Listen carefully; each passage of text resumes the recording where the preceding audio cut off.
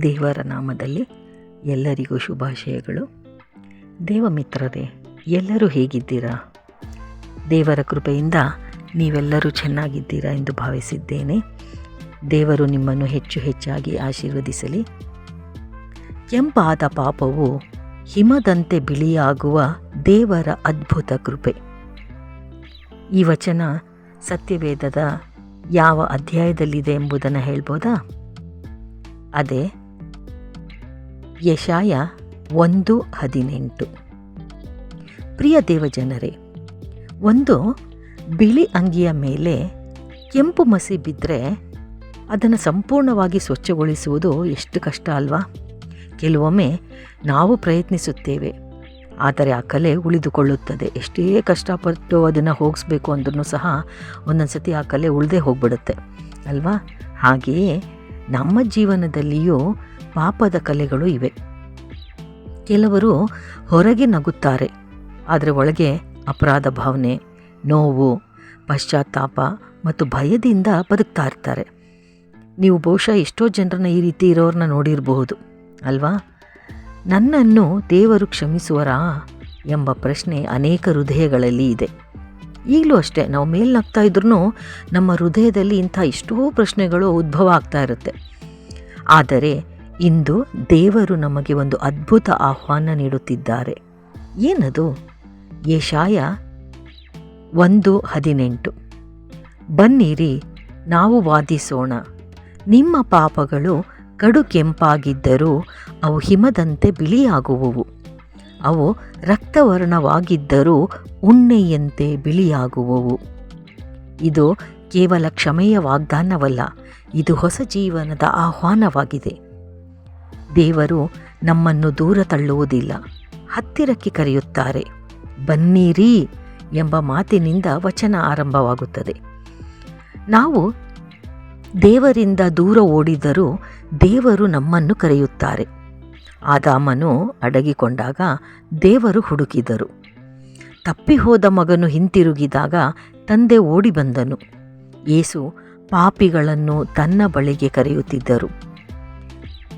ದೇವರು ನಮ್ಮ ತಪ್ಪುಗಳನ್ನು ಮಾತ್ರ ನೋಡುವುದಿಲ್ಲ, ನಮ್ಮ ಹೃದಯವನ್ನೂ ನೋಡುತ್ತಾರೆ ಅನ್ನೋದು ಇದರಿಂದ ನಮಗೆ ತಿಳಿದು ಬರುತ್ತೆ. ದೇವಜನರೇ, ದೇವರು ಪಾಪದ ಗಂಭೀರತೆಯನ್ನು ಮರೆಮಾಚುವುದಿಲ್ಲ.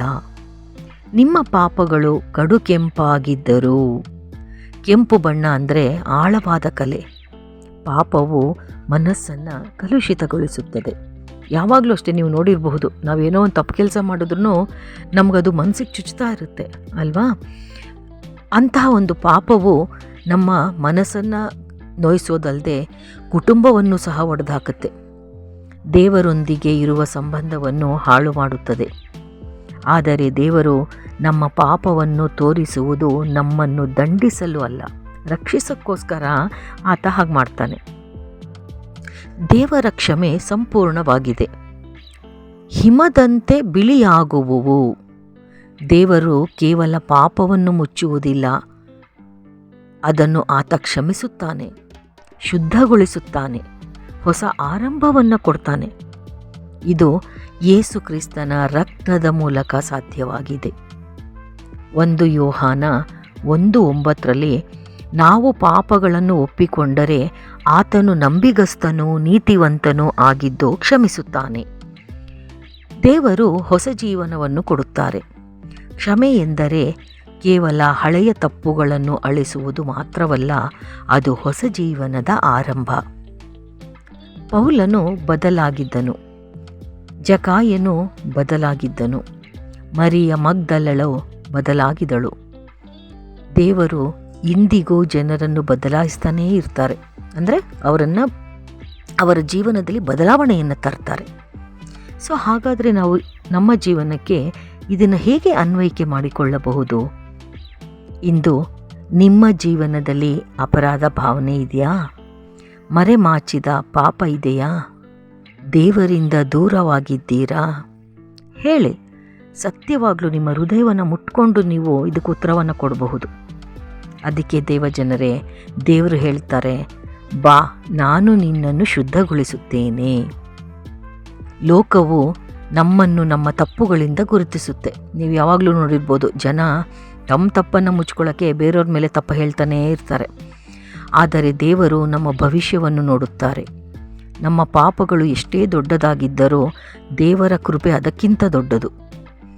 ಯೇಸು ಕ್ರಿಸ್ತನು ಶಿಲುಬೆಯಲ್ಲಿ ಸುರಿಸಿದ ರಕ್ತವು ಯಾವುದೇ ಪಾಪವನ್ನು ಶುದ್ಧಗೊಳಿಸಲು ಸಾಕು. ಇಂದು ದೇವರ ಕರೆಯನ್ನು ಕೇಳೋಣ. ಬನ್ನಿರಿ ಎಂದು ಅವ್ರು ಹೇಳಿದ್ದನ್ನು, ಆ ಕರೆಯನ್ನು ನಿರಾಕರಿಸದೆ ನಮ್ಮ ಜೀವನವನ್ನು ಕರ್ತನಿಗೆ ಸಮರ್ಪಿಸೋಣ ದೇವಮಿತ್ರರೇ. ಹಾಗಾಗಿ ತಾವೆಲ್ಲರೂ ಕರಗಳನ್ನು ಜೋಡಿಸಿ ಯೇಸು ಕ್ರಿಸ್ತನಲ್ಲಿ ತದೇಕ ಚಿತ್ತದಿಂದ ನೋಡುತ್ತಾ ನನ್ನೊಂದಿಗೆ ಭಾರ ಹೃದಯದಿಂದ ಪ್ರಾರ್ಥಿಸುವಿರಾ? ಪರಲೋಕದ ಪ್ರೀತಿಯ ತಂದೆಯೇ, ಇಂದು ನಿನ್ನ ವಾಕ್ಯದ ಮೂಲಕ ನಮ್ಮೊಂದಿಗೆ ಮಾತನಾಡಿದ್ದಕ್ಕಾಗಿ ನಿನಗೆ ಸ್ತೋತ್ರ, ಮಹಿಮೆ, ಧನ್ಯವಾದಗಳನ್ನು ಅರ್ಪಿಸುತ್ತೇವೆ ದೇವರೇ. ನನ್ನೊಂದಿಗೆ ಪ್ರಾರ್ಥಿಸುತ್ತಿರುವ, ಈ ವಿಡಿಯೋವನ್ನು ಕೇಳುತ್ತಿರುವಂತಹ, ನೋಡುತ್ತಿರುವಂತಹ ಎಲ್ಲ ಸಹೋದರ ಸಹೋದರಿಯರ ಹೃದಯವನ್ನು, ಕುಟುಂಬವನ್ನು ಮುಟ್ಟು ತಂದೆ. ಇಂದು ನಮ್ಮ ಜೀವನದಲ್ಲಿರುವ ಪ್ರತಿಯೊಂದು ಪಾಪವನ್ನು ನಾವು ನಿನ್ನ ಮುಂದೆ ಒಪ್ಪಿಕೊಳ್ಳುತ್ತೇವೆ. ಇಂದು ನಿನ್ನ ವಾಕ್ಯದ ಮೂಲಕ ನಮ್ಮೊಂದಿಗೆ ಮಾತನಾಡ್ತಾ ಇರೋದಕ್ಕೆ ಮತ್ತು ಈ ಪ್ರಾರ್ಥನೆಯನ್ನು ಮಾಡೋದಕ್ಕೆ ನಮಗೆ ಸಹಕಾರ ಕೊಟ್ಟಿದ್ದಕ್ಕೆ, ನಮಗೆ ಸಹಾಯ ಮಾಡಿದ್ದಕ್ಕೆ, ಆಶೀರ್ವಾದ ಮಾಡಿದ್ದಕ್ಕೆ ನಿನಗೆ ಧನ್ಯವಾದಗಳನ್ನು ಅರ್ಪಿಸುತ್ತೇವೆ ದೇವರೇ. ಕರ್ತನೇ, ನಮ್ಮ ಹೃದಯಗಳನ್ನು ಶುದ್ಧಗೊಳಿಸು. ಕೆಂಪಾದ ಪಾಪಗಳನ್ನು ಹಿಮದಂತೆ ಬಿಳಿಯಾಗಿಸು. ಯೇಸು ಕ್ರಿಸ್ತನ ಅಮೂಲ್ಯ ರಕ್ತದಿಂದ ನಮ್ಮನ್ನು ತೊಳೆದು ಹೊಸ ಜೀವನವನ್ನು ಅನುಗ್ರಹಿಸು ದೇವರೇ. ನಿನ್ನ ಸನ್ನಿಧಿಯಲ್ಲಿ ನಡೆಯುವ ಶಕ್ತಿಯನ್ನು, ಪರಿಶುದ್ಧ ಜೀವನವನ್ನು ಮತ್ತು ನಿನ್ನ ಚಿತ್ತಕ್ಕೆ ವಿಧೇಯರಾಗುವ ಮನಸ್ಸನ್ನು ನಮಗೆ ಕೊಡು.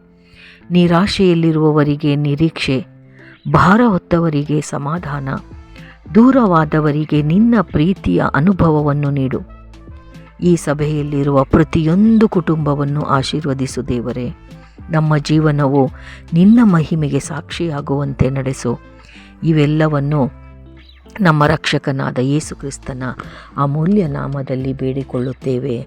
ಪಿತರ, ಸುತರ ಮತ್ತು ಪವಿತ್ರಾತ್ಮರ ನಾಮದಲ್ಲಿ ಆಮೇನ್, ಆಮೇನ್.